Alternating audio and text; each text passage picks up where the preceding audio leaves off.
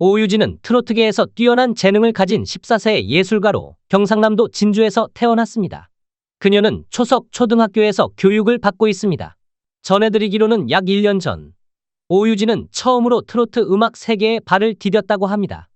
어느 날 그녀의 할어머니가 그녀를 노래 수업에 초청하여 음악에 대한 열정의 문을 열었습니다. 특별한 점은 트로트 음악 분야에서 뛰어난 재능뿐만 아니라 오유진은 높은 수준의 색소폰 연주 능력을 소유하고 있다는 것입니다. 놀라운 점은 그녀가 색소폰을 배우기 시작한 지 약 1년밖에 되지 않았음에도 불구하고 이 분야에서 뛰어난 재능을 선보였다는 것입니다. 오유진은 어릴 때부터 할머니와 함께 노래 수업에 참여하여 음악 기술을 꾸준히 개발해 왔습니다.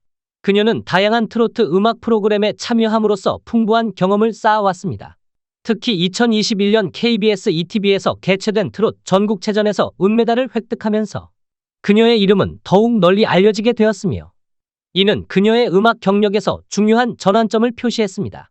그러나 지난달 말에는 오유진의 평온한 삶을 침범하는 충격적인 사건이 발생했습니다. 그 사건은 그녀가 모르는 남자에게 추적당하고 있다는 정보가 노출되면서 일어났습니다. 이 정보는 8월 초에 이상한 전화를 받은 오유진의 할머니가 공유한 것입니다. 전화의 상대는 단순히 그와 오유진 사이의 특별한 관계에 대한 힌트를 주었을 뿐만 아니라 그녀의 할머니와의 만남을 제안했습니다. 이후 오유진과 관련된 모든 기사와 동영상은 매일 20에서 30개의 댓글을 모으며 이 모든 댓글은 해당 남자가 그녀의 친아버지인지에 대한 의문을 던졌습니다. 뿐만 아니라 그는 자신의 개인 사진을 공개하고 자신이 오씨임을 확인했습니다. 그의 독특한 주장은 온라인 커뮤니티를 뜨겁게 달궜습니다. 그는 예전에 한 여성과의 관계가 끝난 후 그녀가 그의 아이를 임신했다고 주장했습니다. 그는 오유진이 그 관계의 결과라고 주장했습니다. 그 남자의 그림자는 전화 통화를 통해 계속해서 나타나며 오유진을 만나려고 요청했습니다.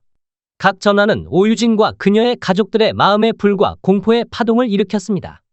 그 사람이 오유진이 공부하는 학교에 갑자기 나타나면서 오유진의 가족은 모두 긴장되었습니다. SBS 궁금한 이야기 Y의 제작진이 밝힌 놀라운 사실에 모두가 놀라움을 금치 못했습니다. 오 씨는 오유진의 집에서 차로 약 10분 거리에 살고 있는 것으로 알려졌습니다. 이에 오유진의 할머니는 불안해하며 진정제를 먹어야 했고 언제든지 그 남자가 나타날 수 있다는 두려움에 시달렸습니다. 최근 한 행사에서 오유진은 감정을 주체하지 못하고 눈물을 흘렸다. 그녀는 가장 큰 두려움은 그 남자가 자신을 알아차리고 어색한 분위기를 만들까 하는 것이라고 말했습니다. 10월, 숨가쁜 상황 속에서 오유진의 소속사는 사건을 수면 위로 끌어올리기로 결정했습니다. 그들은 마포경찰서에 고소장을 접수하며 오유진을 스토킹한 남성을 스토킹범죄처벌법 위반과 정보통신망 이용 촉진 및 정보보호 등에 관한 법률 위반 혐의로 고소했습니다. 이는 개인의 권익 보호는 물론 부당하고 불법적인 행위에 대한 강력한 경종을 울리는 것이기도 합니다. 2023년 11월 30일 창원지검 진주지청 제2형사부는 A씨를 개인정보보호법 위반 혐의로 불구속 기소했습니다.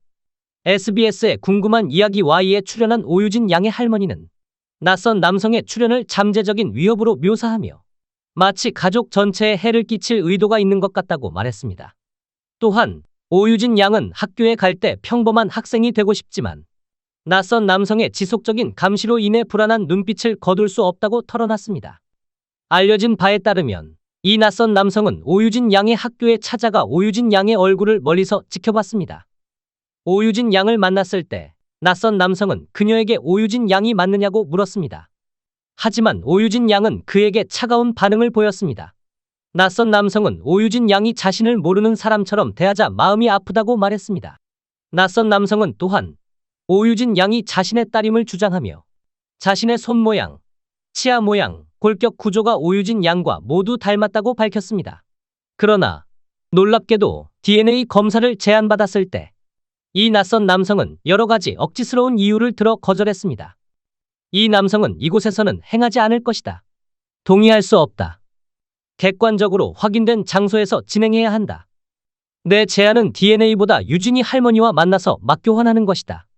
그 방식으로 진행하지 않으면 나는 참여하지 않겠다고 말했습니다.